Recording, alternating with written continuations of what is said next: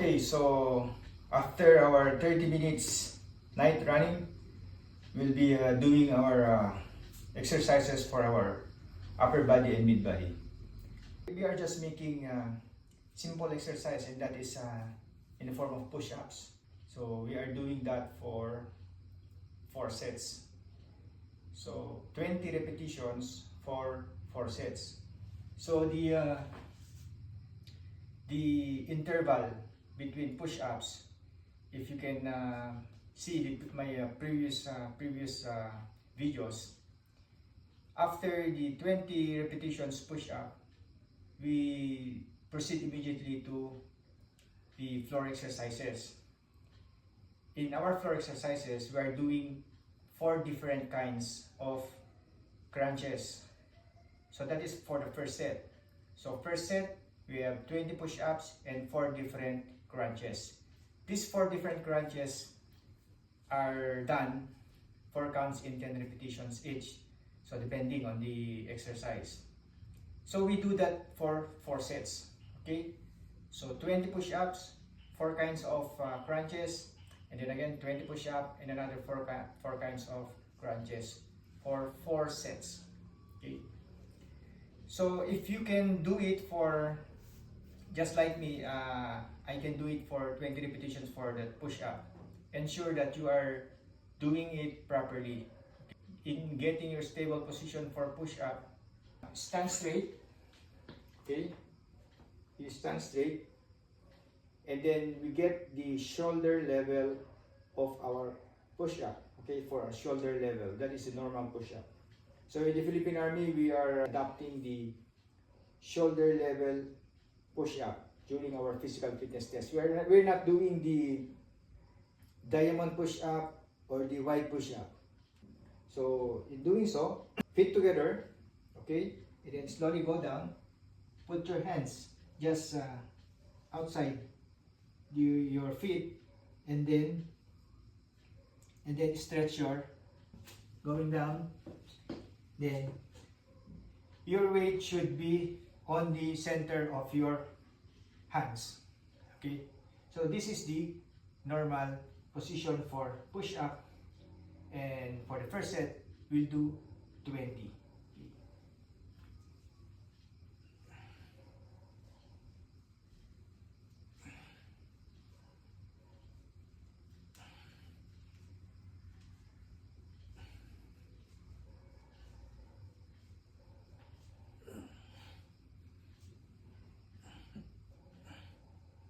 Alright, that is 20.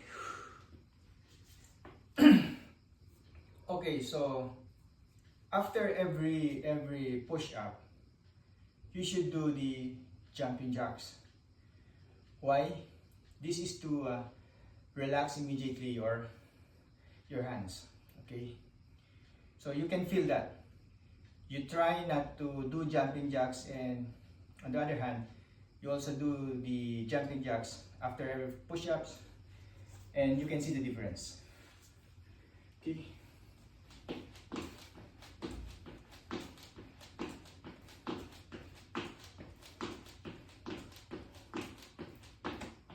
Okay, for me, I'm doing 4 counts in 5 repetitions jumping jacks after push-up. And then we'll proceed with our mid body. So this is for the first set. For me, I am doing already 16 different crunches. Okay, so I'm sharing to you now, although it was already uploaded in my previous videos, the different crunches I am doing. So I'm doing that for 4 counts in 10 repetitions. The secret of mid-body exercises is that you are doing it properly if you can feel the pain in your stomach. But if you feel the pain on your back, meaning you're not doing the exercise properly. Probably your weight is, you're lifting your weight, or your head is, the gravity is pulling your head or pulling your back. Okay, so The proper crunches is that the pain is felt on your stomach. Okay. So for the first set of our mid body, we'll be doing the unsupported sit-up.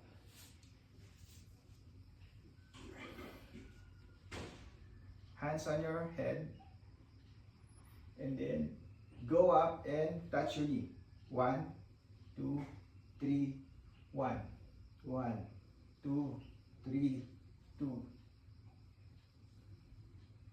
3, 4,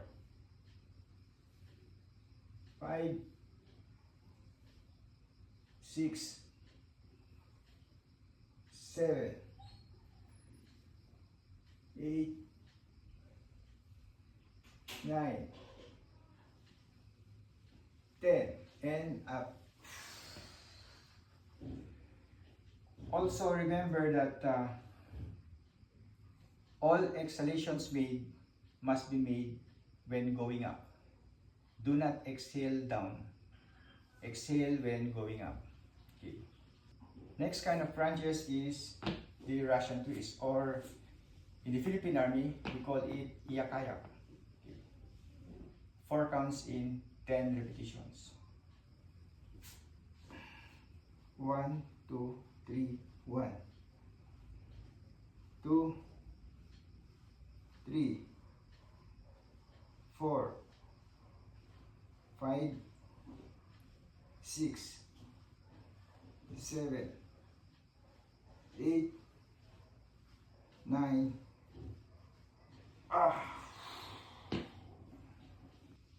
The next exercise is leg raise, bouncing. 4 counts in 10 repetitions. Right cross again, your feet, and then up, down, and you bounce. 1, 2, 3, 1, 2, 3,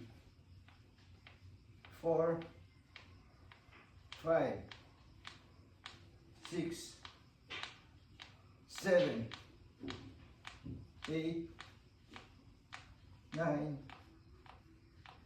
and 10. Alright.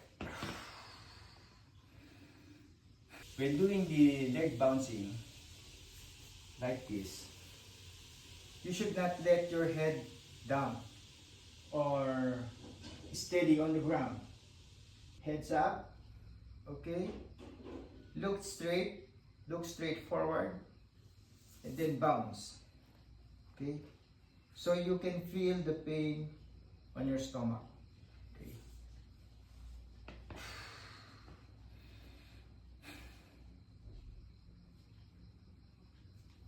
Our next exercise is elbow knee left and right. Okay. On your back, and then you cross your leg like this, like number 4, and then your right hand on your head, and then down, and 1, touch your knee, elbow to knee. 1, 2, 3, 1, 2, 3, 4, 5, 6, 7, 8, 9,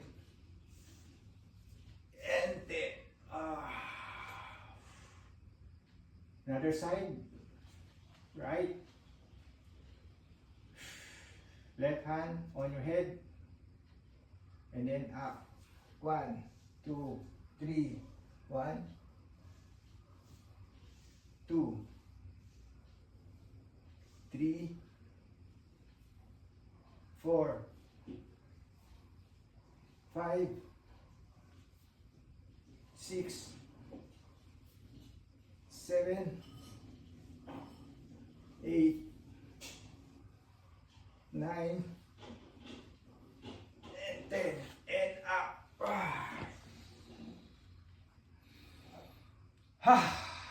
Exhale. Squeeze your your stomach. Okay. Okay, so for me, I'm doing jacks every after set, every after push-ups, and every after 4 types of crunches.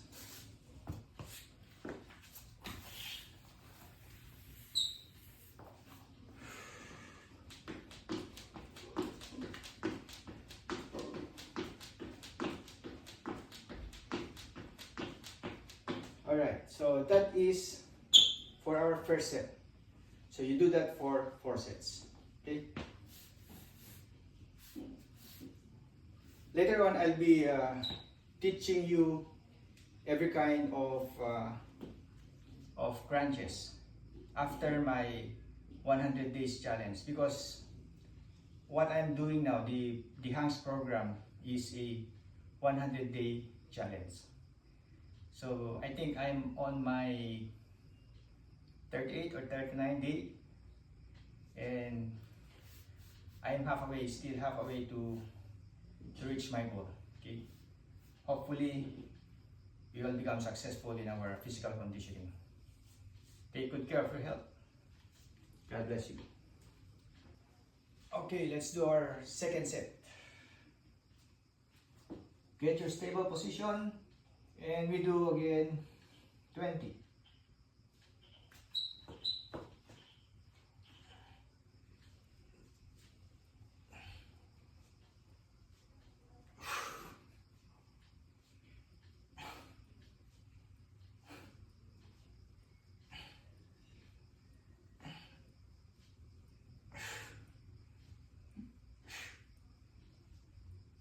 Ah, 10.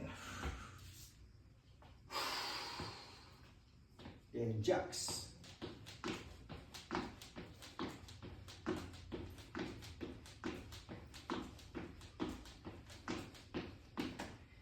Whew. So I'm using gloves, so sometimes the floor is slippery. Although it has a mat, but sometimes it slips. Then we'll proceed to with our second set of crunches. Okay, for our second set, we'll be doing touch knee. Okay, so on your back, like that. Okay, lie down on your back, 2 hands. You must touch your heads up, and then touch your knee. Slide, touch your knee. Okay, down, still your heads up, looking at your knees. Don't let your head on the ground. Just making sure that your head is up, seeing your knees. Okay, 4 counts in 10. 1, 2, 3, 1. 1, 2, 3, 2, 3,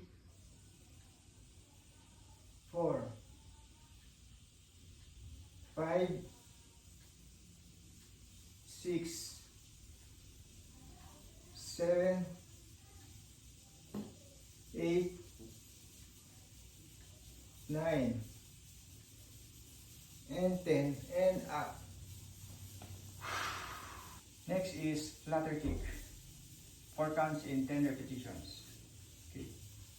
So the secret for flutter kick is that you must, again, heads up, and your flutter kick should not be, you should not stride longer.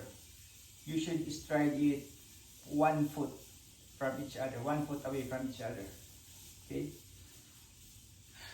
Position, setting position like this, heads up, directly look at your feet, and then 1, 2, 3, 1, 1, 2, 3, 2,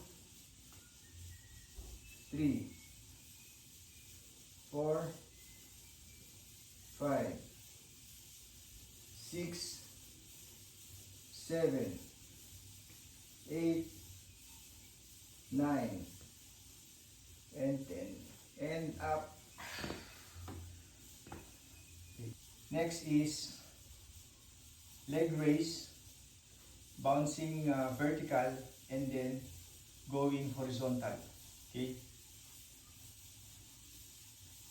You should feel the pain while you are going vertical. Your legs are going vertical. Up, bounce, vertical, horizontal.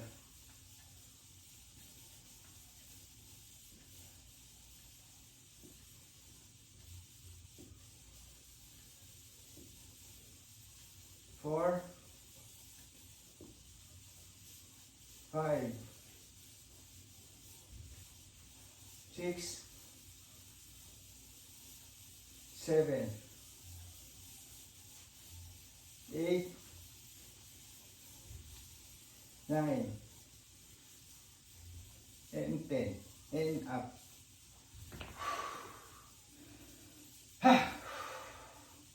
The next is half flutter kicks. Okay. I say it half because we are not lying, we are sitting. Okay. Hands on your back. And then you do the flutter kick. 1, 2, 3, 1, 2, 3, 4, 5, 6, 7, 8, 9, and 10. Easy. And then we do our jumping jacks.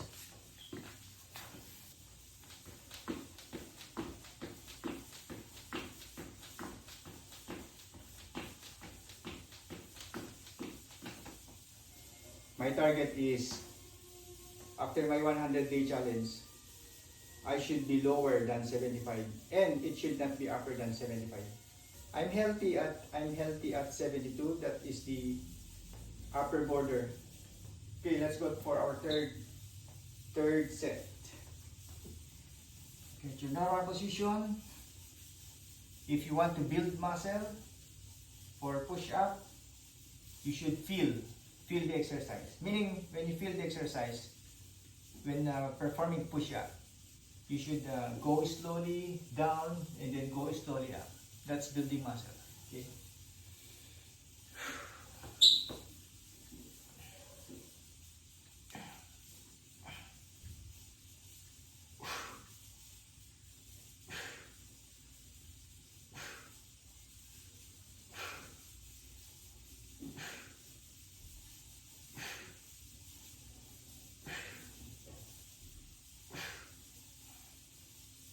And then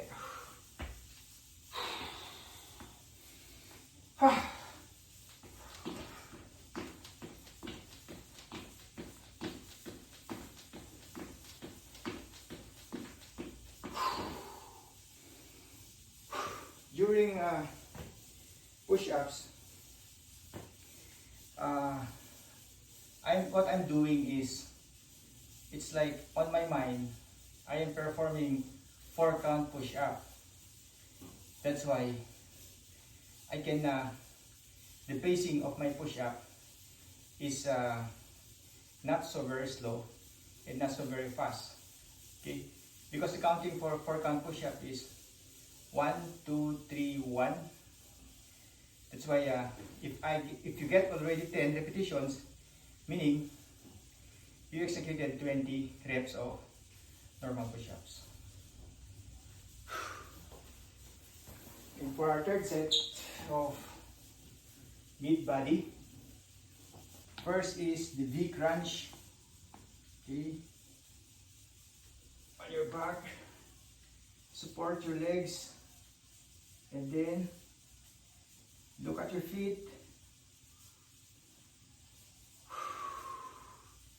Prepare your hands and go. 1, 1, 2, 3, 2, 3, 4, 5, 6, 7, 8, 9, and 10, and up.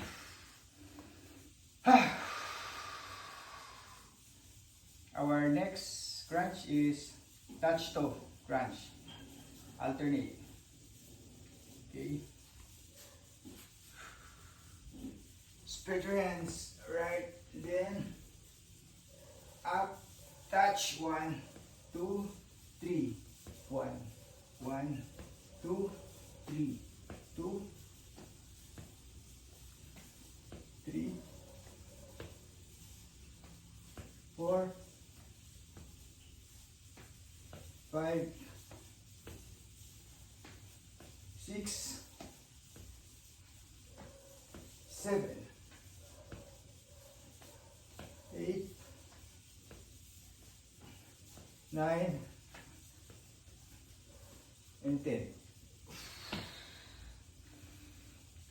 And then the fourth crunch for the third set is half scissors. Okay.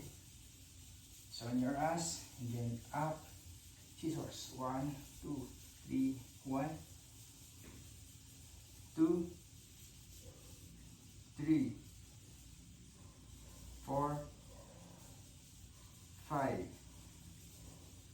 6, 7, 8, 9, and 10. Then jacks.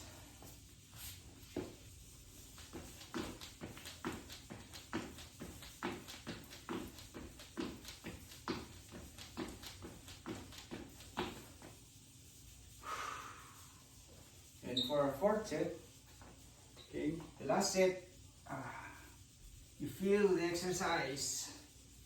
Get your stable position, shoulder level, squeeze your stomach down slowly now.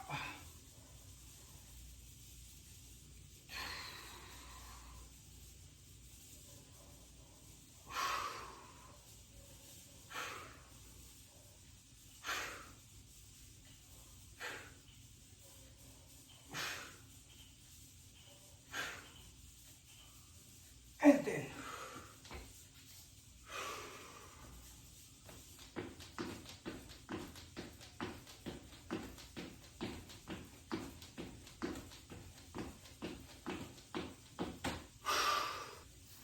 the last set of our mid body exercises.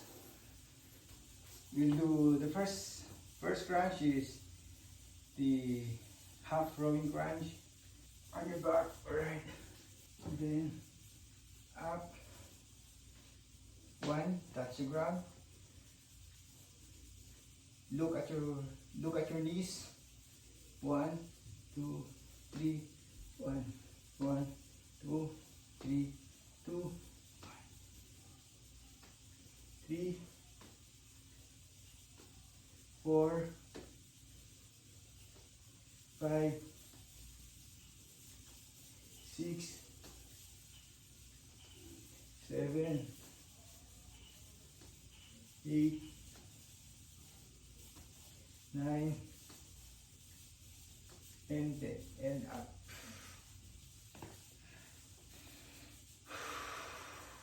Then bicycle.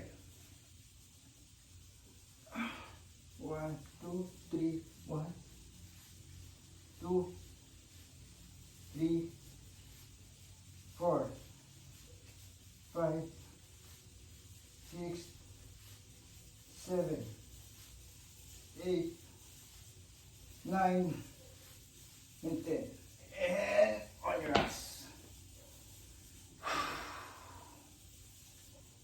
Then next is touch heel. Okay. Touch heel. Yes. You look at your knees. And then touch your heel.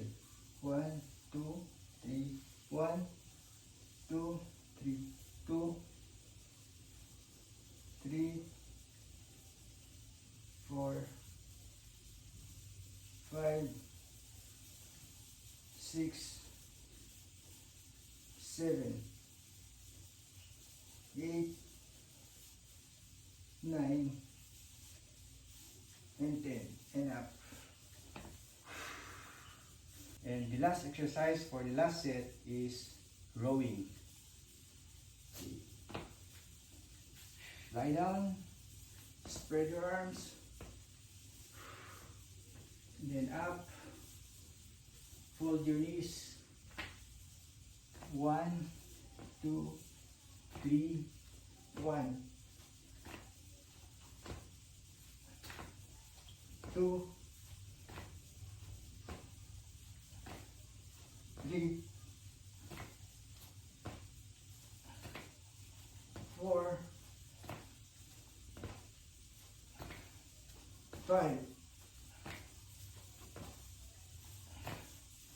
6,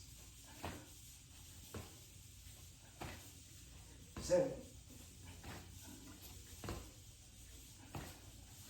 8,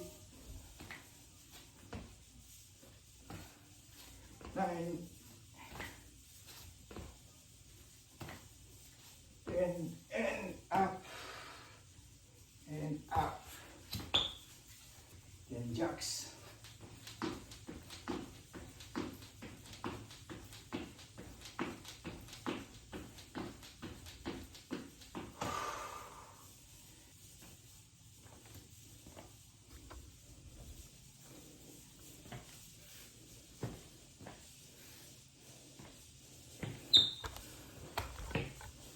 Okay, so I hope you learned something and do it in a daily basis. Make it a routine on your everyday activities. God bless you. Keep strong.